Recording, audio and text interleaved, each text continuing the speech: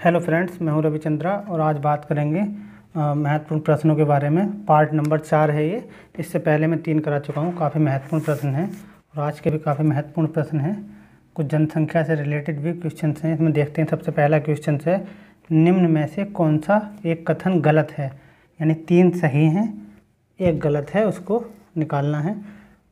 तो बोल रहा है, आधुनिक जनगणना भारत में 10 साल में एक बार होती है। बिल्कुल, 10 साल में एक बार होती है। महत्वपूर्ण आंकड़े एक नागरिक पंजीकरण प्रणाली है जो अपराधों की घटनाओं को रिकॉर्ड करती है। फ्रेंड्स, जो जनगणना के जो डाटा होते हैं, आंकड़े होते हैं, तो नागरिक पंजीकरण प्रणाली है, यहाँ तक ठीक है, लेकिन वो अपराधों की घटनाओं को रिकॉर्ड नहीं करती है। फ्रेंड्स, ये हो जाएगा गलत। आगे देख लेते हैं। सी ऑप्शन है, भारत में राष्ट्रीय नमूना सर्वेक्षण क्रमिक दौरों के रूप में आयोजित किए जाते हैं। बिल्कुल, एक क्रम होते हैं, इसका एक क्रम होता है, हर 10 वर्ष में एक क्रम होता है जो सर्वे करते हैं।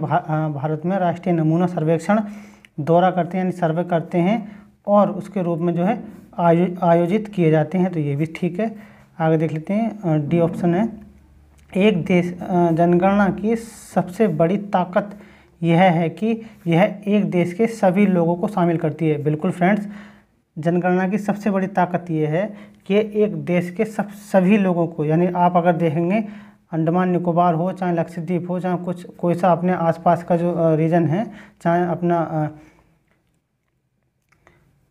यूटी हो, यानी कि यूनिट टेरिटरी हो, केंद्र शासित प्रदेश हो या राज्य हो, तो वो एक क्या होता है, सभी लोगों को शामिल करती है। तो ये भी ठीक है। लेकिन ये जो महत्वपूर्ण आंकड़े हैं, पंजीकरण प्रणाली है, यहाँ तक ठीक है, लेकिन अपराधों की घटनाओं को रिकॉर्ड नहीं करती है।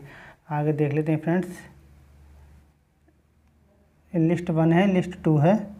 तो इसमें दे रखा है ट्रांसह्यूमन आवागमन उत्प्रवास परिसंचरण। ट्रांसह्यूमन यानी ट्रांसह्यूमन, आवागमन मतलब कम्यूटिंग, उत्प्रवास मतलब इमिग्रेशन, परिसंचरण मतलब सर्कुलेशन। तो इसमें पूछा है मैच कीजिए। तो फ्रेंड्स, मैच कर देता हूँ। देख क्यों नहीं रहा, इसमें कुछ करेक्टरिस्टिक्स हैं इसकी।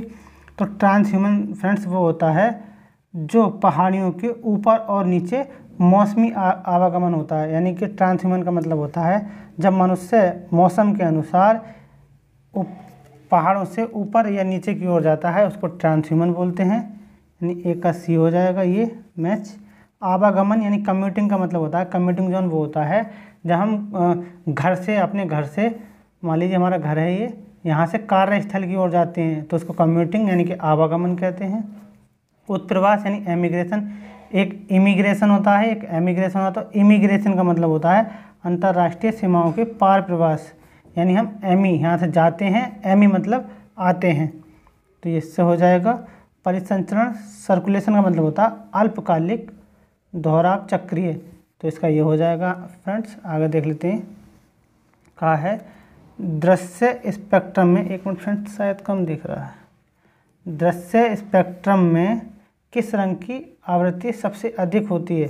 फ्रिक्वेंसी पूछा है फ्रेंड्स। तो फ्रिक्वेंसी हमें पता है सबसे ज़्यादा हरे की होती है। अगर यहीं पूछता अनुदैर्घ्य सबसे ज़्यादा किसकी होती है, तब लाल हो जाता, लेकिन फ्रिक्वेंसी पूछा है तो हरा होगा। अनुदैर्घ्य पूछता तब लाल हो जाता। आगे देख लेते हैं फ्रेंड्स। क्वेश्चन नंबर, गतिमान सामग्री द्वारा गतिज ऊर्जा की उस सतह पर परस्पर क्रिया है जिसके साथ वह चलती है। The interaction of kinetic energy by the moving materials. यानी एक कह सकते हैं ऐसा कोई गतिज ऊर्जा जो चल भी रही हो, मतलब चल भी रही हो और साथ में परस्पर क्रिया भी कर रही हो। तो अपक्षय, तो फ्रेंड अपक्षय वो होता है जो एक ही स्थान पर टूट फूट कर रह जाता है, कोई भी मटेरियल। तो ये तो गति नहीं कर रही है। व्यापक संचलन, मास मूवमेंट का मतलब होता है बहुत बड़ा संचलन एक ही स्थान पर, वो भी मास मूवमेंट होता है, ये भी स्थिर है। परिवहन, ये गतिज है, लेकिन सिर्फ गतिज है, इसमें सामग्री मटेरियल की बात की है और एनर्जी फ्लो की बात की है, मूविंग की बात की है। तो इरोजन यानी कि क्षरण एक ऐसा है फ्रेंड्स, क्षरण ऐसा होता है जो गति भी करता है और कट ऑफ भी करता है, मूवमेंट भी करता है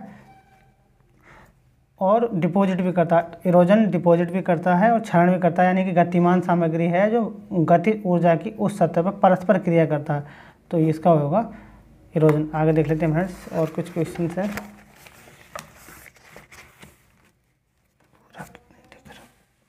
एक मिनट फ्रेंड्स,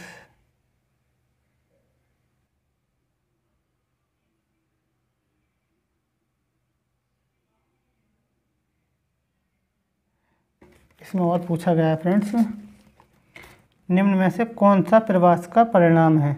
लिंग अनुपात में बदलाव, चेंज इन द रेशियो, यानी कि हम जब एक स्थान से दूसरे स्थान की ओर जाएंगे तो उसका क्या परिणाम हो सकते हैं? तो लिंग अनुपात में बदलाव यानी change in the sex ratio, बिल्कुल।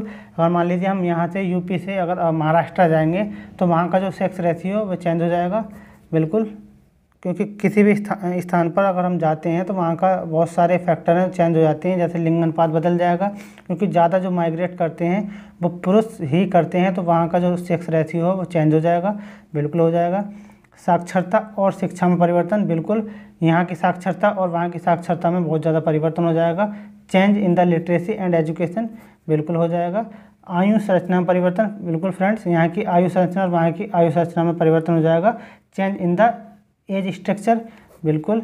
निवास में परिवर्तन, बिल्कुल। चेंज इन रेसिडेंस, क्योंकि जो गांव में लोग रहते हैं गांव के हिसाब से रहते हैं, लेकिन जहाँ जब शहर में पहुंचते हैं तो वहाँ का जो निवास का पैटर्न है या परिवर्तन है वह बदल जाता है। तो 1 2 3 4, 1 2 3 4, ये चारों सही होंगे।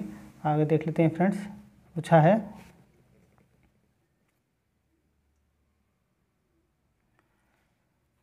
संघनन तब होता है जब हवा का तापमान ओस बिंदु तक पहुंच जाता है, जब ओस बिंदु 0 डिग्री सेंटीग्रेड से क्या होता है, नीचे आ जाता है, तो इसे क्या कहा जाता है? यानी संघनन जो कंडेंसेशन होता है कब होता है? जब हवा का तापमान ओस बिंदु तक पहुंच जाता है, जो ओस बिंदु है उस तक पहुंच जाता है, और जब ओस बिंदु 0 डिग्री से नीचे होता है तो इसे क्या कहा जाता है?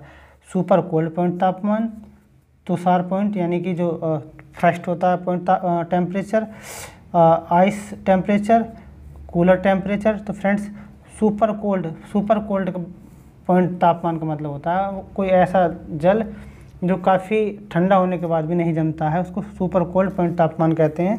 तो इसका आंसर होगा फ्रेंड्स ए।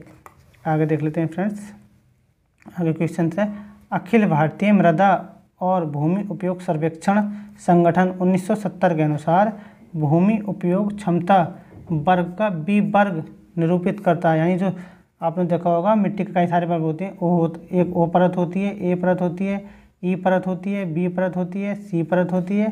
तो ये पूछा है जो ये वाली परत है, यानी बी, इसे ऐसे भी लिख देते हैं, ऐसे भी लिख देते हैं। तो ये जो परत है यानी बी जो परत है किस चीज़ को निरूपित करती है? चराई के लिए उपयुक्त मृदा होती है, चराई के लिए उपयुक्त होती है, चराई के लिए काफ़ी उपयुक्त होती है, चराई के लिए कम अनुकूल है। तो एक तो बहुत उपयुक्त है, एक उपयुक्त है, एक काफ़ी उपयुक्त है, लेकिन सबसे बेस्ट ऑप्शन होगा चराई के लिए बहुत ज़्यादा उपयुक्त होती है बी वर्ग की मृदा। पूछा जाएगा बी वर्ग की मृदा कैसी होती है? तो चराई के लिए बहुत ज़्यादा बहुत उपयुक्त होती है। आगे देख लेते हैं फ्रेंड्स, क्वेश्चंस है कुछ, मैंने नोट्स लिखा है। ये पूछा जाएगा प्रादेशिक विज्ञान का पिता यानी father of regional science, father of regional science कौन है? वाल्टर इजार्ड। ये प्रश्न पूछा गया है। पूछा जाएगा भूभौमिकी के पिता यानी कि फादर ऑफ जियोडसी, पूछा जाएगा फादर ऑफ जियोडसी कौन है? तो एराटोस्थनीज है। पूछा जाएगा एक्यूमेन शब्द किसने दिया? एक्यूमेन का मतलब होता है जहाँ मनुष्य निवास करता है उसको एक्यूमेन कहा जाता है, तो ये एराटोस्थनीज ने दिया था। पूछा जाएगा डेल्टा शब्द किसने दिया था? सबको पता है हेरोडोटस ने दिया था, क्योंकि इस तरह से क्वेश्चन वन लाइनर में भी कभी कभी पूछ लिए जाते हैं। तो फ्रेंड्स ये रही आज की वीडियो, अच्छी लगे तो लाइक करें, सब्सक्राइब करें और बताएं कैसी लगी वीडियो, जिससे मैं डेली वीडियो बनाता हूँ और आगे भी बनाता रहूँ। चलिए फ्रेंड्स आज के लिए इतना ही, थैंक यू सो मच।